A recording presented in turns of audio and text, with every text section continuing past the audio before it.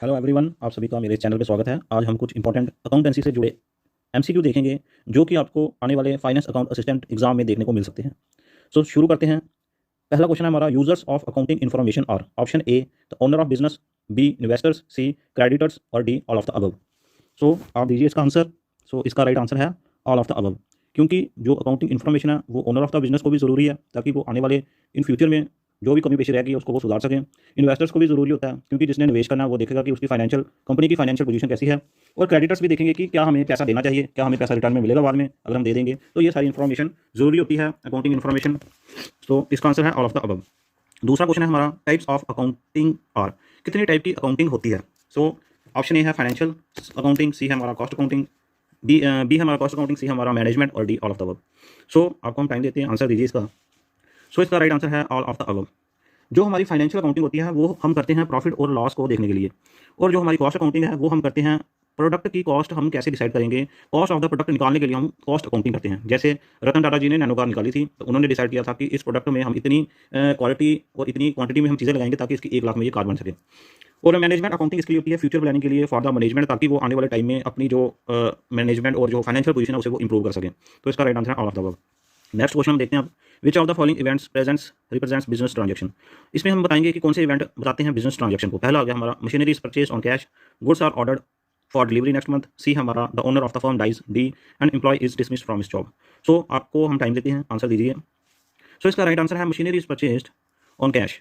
जो फाइनेंशियल जो business transaction होता है उसमें हम देखते हैं कि अगर कोई कैश में कोई चीज़ का लेन देन हुआ वो ही हमारा बुक्स ऑफ अकाउंट में रिकॉर्ड होगा, वो ही हमारी एक बिजनेस ट्रांजैक्शन होती है जिसमें पैसे का लेन देन होता है। अब दूसरे ऑप्शन में हमारा दिया था गुड्स को ऑर्डर किया गया है नेक्स्ट मंथ की डिलीवरी के लिए, ओनर ने अपनी फर्म, ओनर मर गया था, owner of the firms dies and employees, ये हो गए सारे events, these are all events. But जो ट्रांजैक्शन है वो यही है कि मशीनरी को हमने खरीदा है ऑन कैश। सो ये हम रिकॉर्ड करेंगे अपने बुक्स ऑफ अकाउंट में।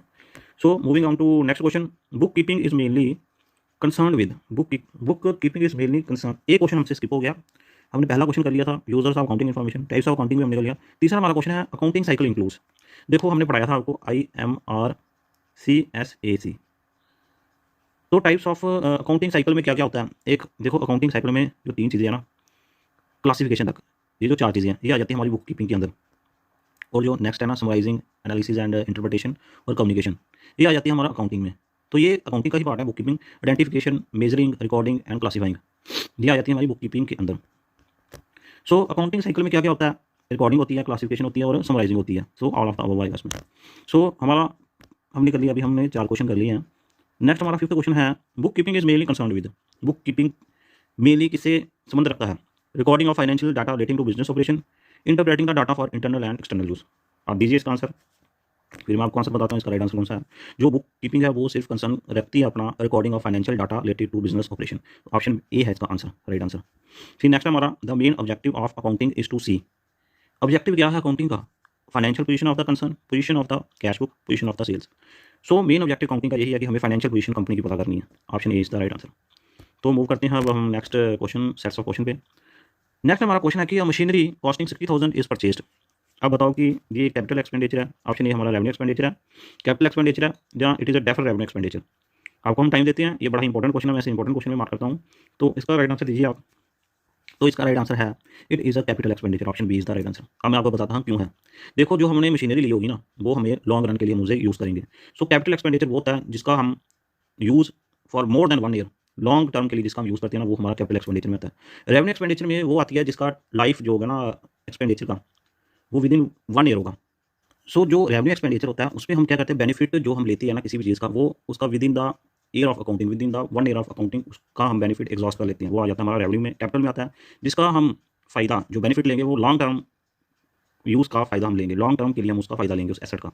लेकिन जो रेवेन्यू एक्सपेंडिचर होता है, जैसे हमने किसी को सैलरी देनी है, रेंट देना है, बिजली का बिल देना, वो आ जाता है हमारा रेवेन्यू एक्सपेंडिचर का, जिसका बेनिफिट 1 ईयर जो अकाउंटिंग पीरियड होता है ना, उसी के उसका जो पीरियड होता है उसके अंदर अंदर ही हम उसको एग्जॉस्ट कर लेते हैं, with in the 1 year of the accounting period जो उसका बेनिफिट हम एग्जॉस्ट करते हैं। और डेफर्ड रेवेन्यू एक्सपेंडिचर वो होता है, जैसे हमने एडवर्टाइजमेंट की, उसका फायदा हमें 3-4 साल तक होगा। सो उसका जो बेनिफिट है वो हम 1 साल में पूरा नहीं एग्जॉस्ट करेंगे, उसका आगे भी वो उसका जो इफेक्ट है वो आगे भी हमें देखने को मिलेगा, वो आ जाता है हमारा डेफर्ड रेवेन्यू एक्सपेंडिचर। सो मशीनरी जो हमने परचेज किया ना, ये आ गया हमारा कैपिटल एक्सपेंडिचर में। सो ये this is very important question.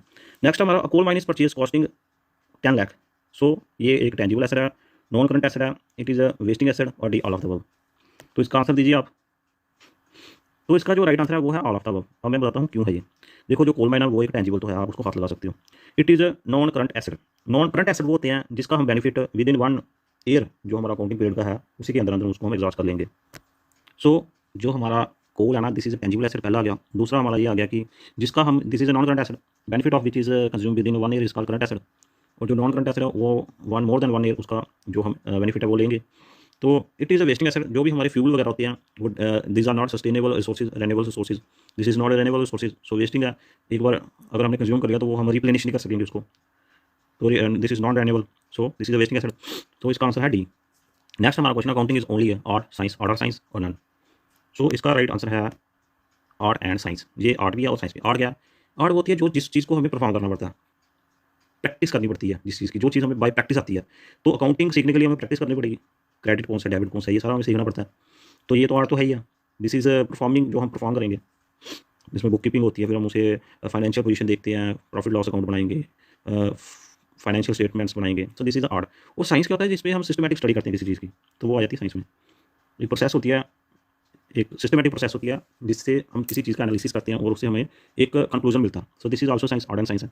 Next question हमारा, the work of accounting begins. Accounting का जो मेन काम है वो कब बिगिन होता है? Where the work of book keeping ends, where the work of book keeping begins. So option A है और ऑप्शन बी, आपने बताना राइट कौन सा है।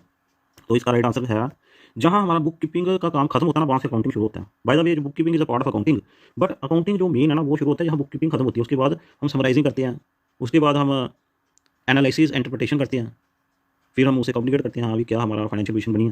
नेक्स्ट हमारा क्वेश्चन है, the work which is included in accounting are.